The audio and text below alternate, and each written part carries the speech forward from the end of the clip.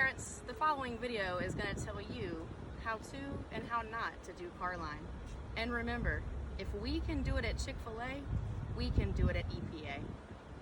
Parents, for morning drop-off, you will use the 2 lanes when entering the school, and when you get to the second curve towards the back of the school, you will merge into 1 line.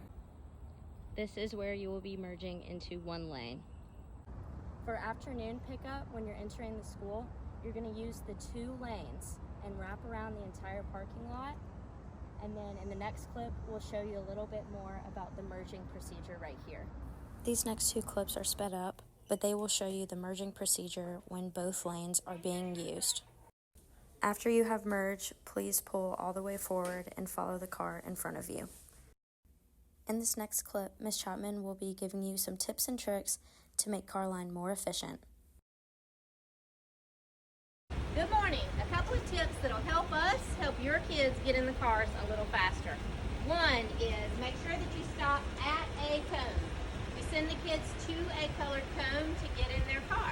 So if you stop way back or way ahead, your child doesn't know where to go. 2 is, even if your child is sitting here on the bench, don't stop at the bench and leave this huge gap in the car line. It stops at the car line when we can fit 2 or 3 other cars. So we'll ask you to please move forward, fill in the gap, and then we'll ask your child to please come to the orange cone to get in the car. Okay, a couple of other things.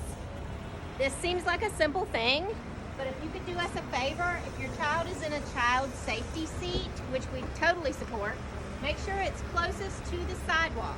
We don't like to walk the kids around the cars or between the cars for their own safety. It's best if their seat is closest to the sidewalk. They can climb in here and buckle up. That brings me to another point. If you need to buckle your child, a lot of the little ones can't buckle themselves.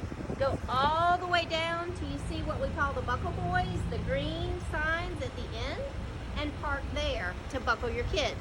That's an extra car that can get in the car line and help everything keep moving. Our whole goal is 1, to keep the kids safe, and 2, to get you in and out of the car line as quickly as possible. Every family or person that has permission to pick up your child should have a bright yellow car tag. That's the ones that were issued this year. If you still need one, please contact Mr. Kelly in the front office. If you come to school or you send someone to school to pick up your child without a car tag, we will send you to the front of the line to do a license and name check to make sure that we don't send your child home with someone that doesn't have permission. This car tag, the best place for it is on the visor, so that short people like me that are calling names can read the name out loud, which goes out to the whole school and lets your child know that you're here and ready to pick them up. If the name tag is thrown on your dash, then oftentimes from the glare and the sun and the height, we can't make out the child's name, and then we have to wait until you pull around to an adult that's on the sidewalk to call their name. So just to recap, if you'll put the name tag on your visor, rubber bands work great, so that we can see the name as you pull by and call your child's name to come out for discussion.